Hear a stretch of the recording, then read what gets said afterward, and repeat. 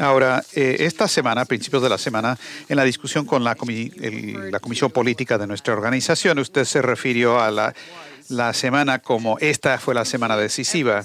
Y, de hecho, en todo sentido, creo que eso ha sido así.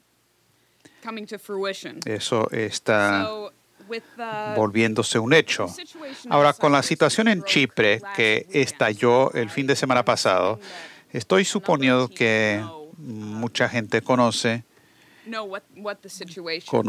los antecedentes de esa situación y lo que pasa ahí, que los bancos privados que estaban sufriendo y a cambio del sufrimiento de los bancos y su posible bancarrota, el pueblo de Chipre fueron las víctimas sujetos a que ellos sufrieran con un atraco. Y se anunció que los bancos chipriotas requerirían un rescate de 10.000 millones de euros. Eso es aproximadamente un tercio del Producto Interno Bruto del país. Y esta idea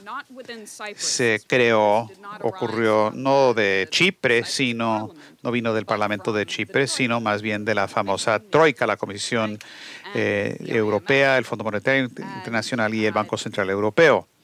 Y Chipre iba a ser el conejillo de las Indias para un nuevo mecanismo de rescate llamado el rescate hacia adentro.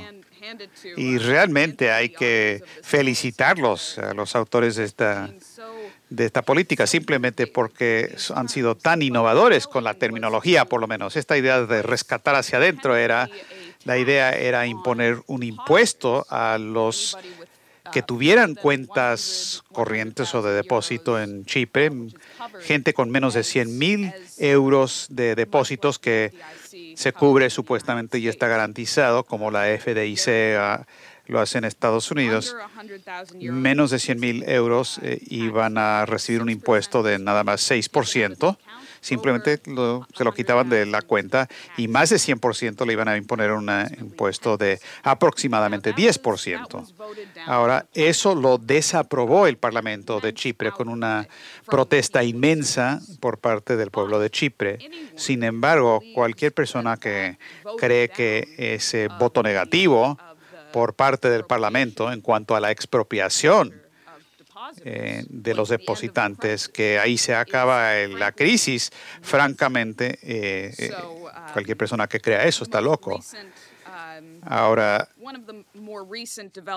uno de los acontecimientos más recientes que se va a desenvolver este fin de semana es que el Banco Central Europeo está amenazando con cortar toda liquidez a Chipre si es que no encuentran y presentan 5.000 millones de euros este mismo fin de semana, y si no pueden encontrar ese dinero y entregarlo, entonces cuando abran los bancos de Chipre, que aparentemente se programa para el martes, iba a ser martes de esta semana, pero luego jueves, y ahora se dice martes de la semana que viene, quién sabe si van a abrir.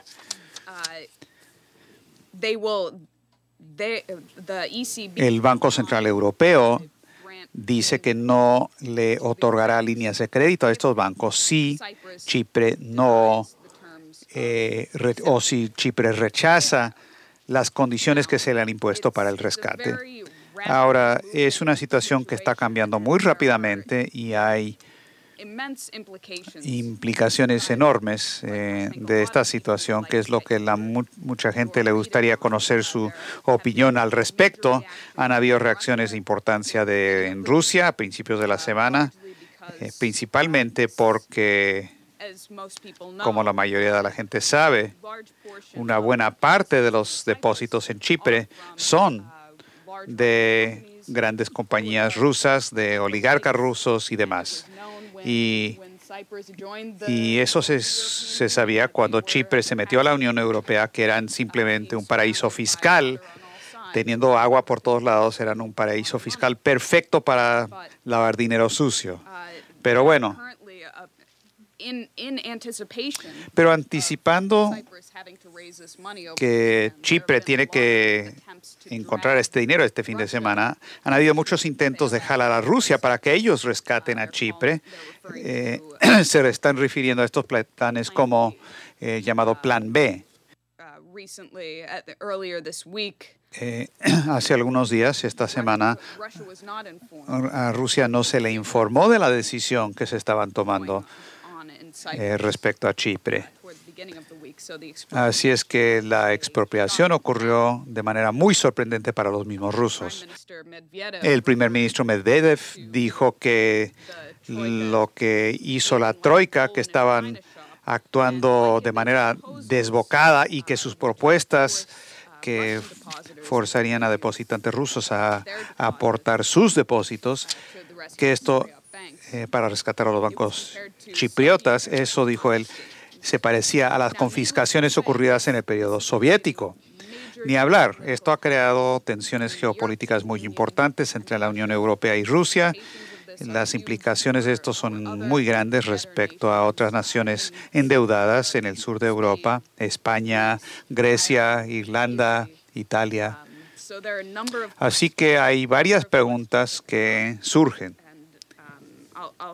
Y diré que toda esta situación absolutamente requiere una solución al estilo de Glass-Steagall.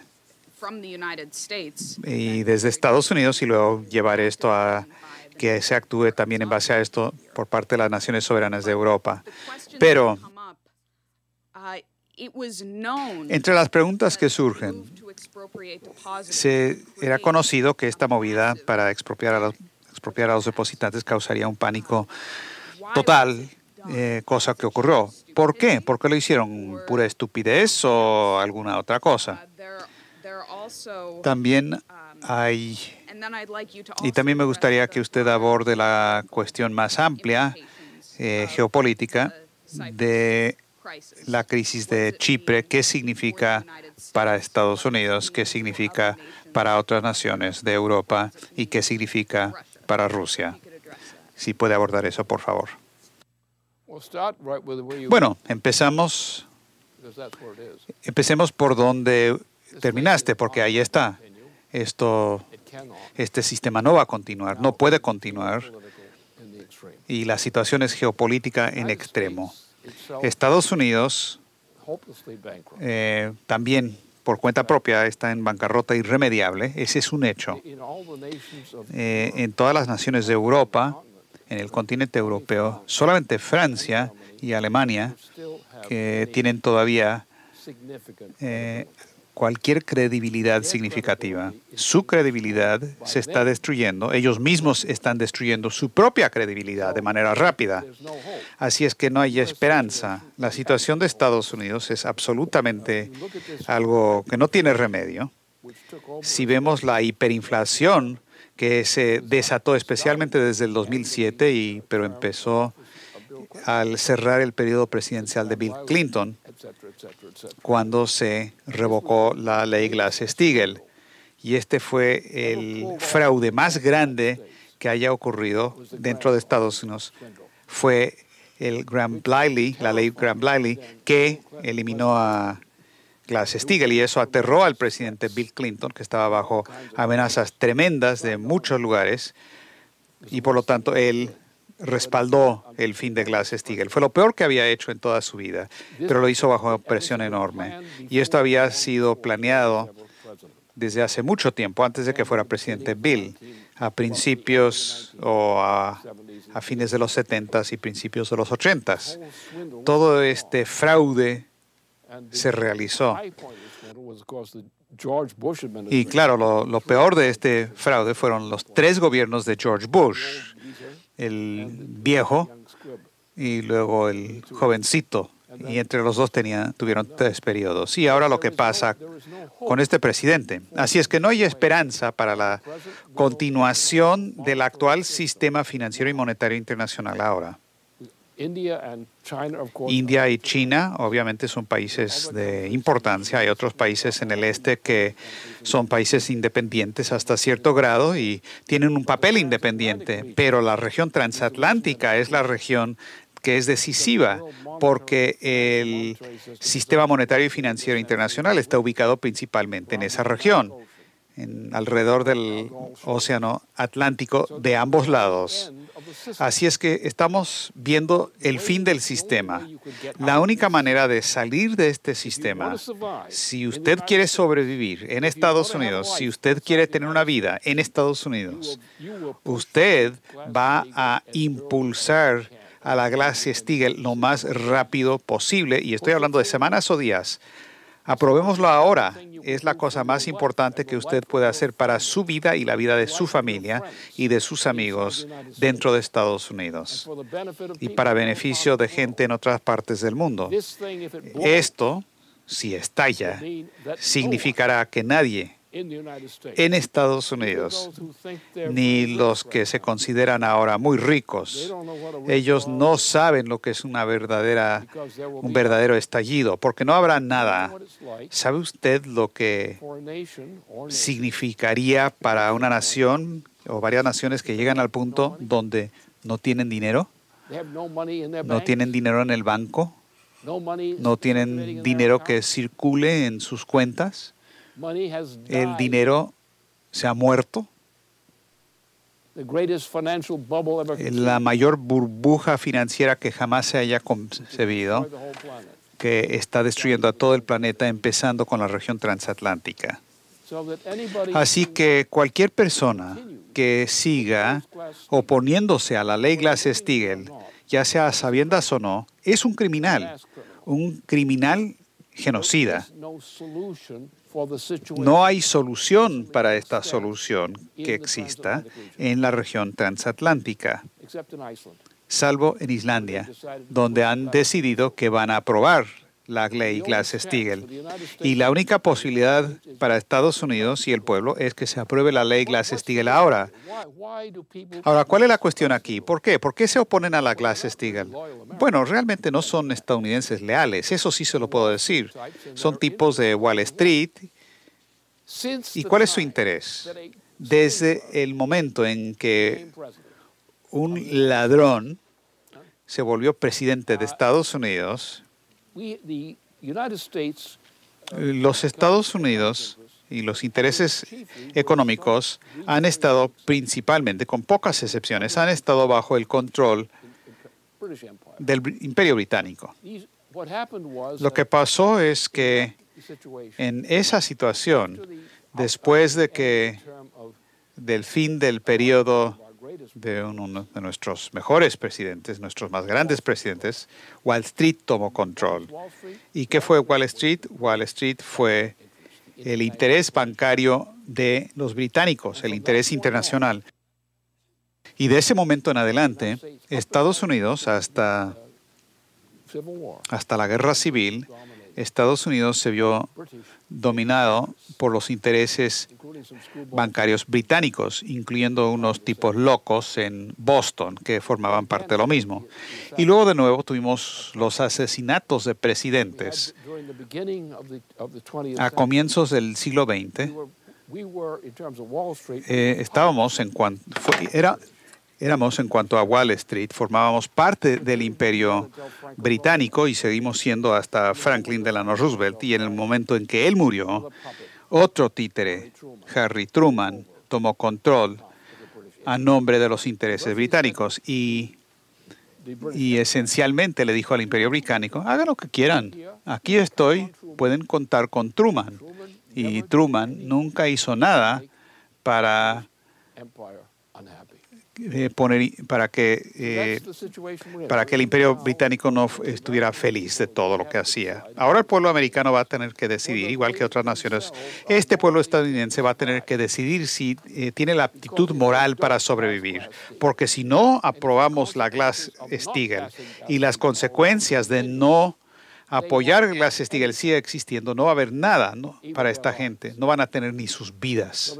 Así es que la pregunta es si el pueblo estadounidense es tan estúpido que se van a negar a imponer la Glass-Steagall ahora. Yo les puedo asegurar, y le puedo asegurar a cualquiera, que si se adopta la Glass-Steagall esta semana o la semana que viene, que Estados Unidos saldría de esta situación de manera magnífica y el resto del mundo también se salvaría de una catástrofe planetaria. Pero si no tienen las agallas para aprobar Glass-Steagall o no tiene el cerebro para saber que deberían hacerlo, entonces peor para ellos. Se los advertimos, hicimos todo lo posible por parte nuestra para que no siguieran con sus tonterías. Si ellos siguen y siguen respaldando las fuerzas en contra de Glass-Steagall, no tienen nadie en que culpar por su muerte y su agonía y su vergüenza, sino ellos mismos. Pero el punto es, ¿por qué lo hacen entonces? Porque sus cuentas bancarias, en general, son cuentas controladas por el Imperio Británico, como ha sido por mucho tiempo. Wall Street no es sino un instrumento del Imperio Británico, de la reina.